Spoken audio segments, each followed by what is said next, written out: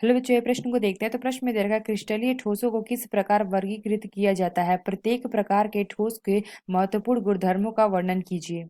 आइए मुख्य अवधारणा की चर्चा करते हैं। मुख्य अवधारणा। तो प्रश्न में क्या दे रखा है, क्रिस्टलीय ठोसों को किस प्रकार वर्गीकृत किया जाता है? तो अगर हम क्रिस्टलीय ठोस की बात करते हैं तो क्रिस्टलीय ठोसों को अंतर आणविक बलों की प्रकृति के आधार पर अथवा आबंधों के आधार पर वर्गीकृत करते हैं। तो जो संरचनात्मक कणों को एक साथ रखते हैं तो वो हमारे क्या होते हैं? वह हमारे हैं वंडरवाल बल्स, आयनिक आबंध, सहसंयोजक बंध। और चौथा हमारा क्या होता है? धात्विक आबंध। इस आधार पर क्रिस्टलीय ठोसों को हम चार भागों में वर्गीकृत किया करते हैं। तो यहाँ पे हमारा अगर हम देखें तो पहला हमारा क्या होता है? पहला हमारा होता है आणविक ठोस। तो दूसरा हमारा क्या होता है? दूसरा हमारा होता है आयनिक ठोस। तो तीसरा हमारा क्या होता है? धात्विक ठोस। और चौथा हमारा क्या होता है? सहसंयोजक ठोस। तो पहला हमें दे रखा है आणविक ठोस, तो ये हमारा क्या होता है? वंडरवाल बल्स होता है। अगर हम देखें तो आयनिक ठोस, ये हमारा क्या होता है? आयनिक आबंध। अगर हम देखें तो ये हमारा दे रखा है धात्विक ठोस, ये हमारा क्या होता है? धात्विक आबंध।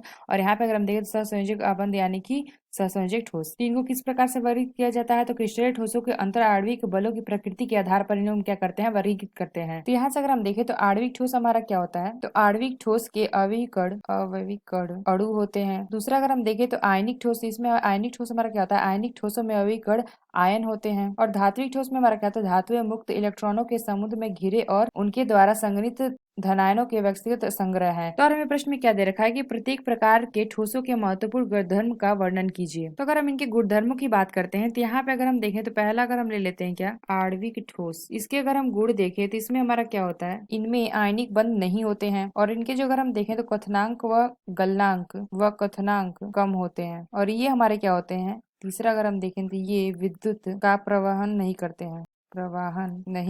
तो जो हमारा आणविक ठोस होता है ये हमारा क्या होता है? तीन प्रकार का होता है। तो पहला हमारा क्या होता है? अध्रुवीय। दूसरा हमारा क्या होता है? ध्रुवीय। और तीसरा हमारा क्या होता है? हाइड्रोजन आबंधित। तो आयनिक ठोस का अगर हम देखें गुण, आयनिक का हम क्या देखेंगे? गुण देखेंगे। इसकी हमारी भौतिक प्रकृति क्या होती है? प्रकृति। तो इसकी भौतिक प्रकृति हमारी क्या होती है? कठोर परंतु भंगुर। तो दूसरा अगर हम क्या देखते हैं तो वैद्युत चालकता देखते हैं। वैद्युत चालकता तो ये हमारा क्या होता है? ठोस अवस्था में विद्युत रोधी परंतु गलित अवस्था और जलीय विलयन में विद्युत चालक। तो यहाँ पे हमने क्या देखा? भौतिक प्रकृति से हमारी क्या होती है? कठोर परंतु भंगुर होती है। अगर हम देखें तो वैद्युत चालकता हमारी क्या होती है? ठोस अवस्था में विद्युत रोधी होते हैं परंतु गलित अवस्था और जलीय विलयन में क्या होता है? विद्युत चालक होते हैं। तीसरा अगर हम देखें तो गलनांक, इसका जो हमारा गलनांक होता है वो हमारा क्या होता है? उच्च होता है। तीसरा हमारा क्या देखा? धात्विक ठोस के गुण। इसमें हमारी भौतिक प्रकृति इसकी क्या होती है? भौतिक प्रकृति कठोर परंतु आघातवर्ध है और तन्य। इसकी वैद्युत चालकता हमारी क्या होती है? दूसरा अगर हम देखें तो वैद्युत चालकता ठोस अवस्था एवं गलित अवस्था में क्या होते हैं? चालक होते हैं। ठोस व गलित अवस्था में चालक। तो तीसरा अगर हम इसकी गलनांक देखें,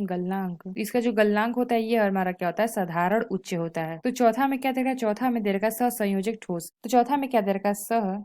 संयोजक ठोस।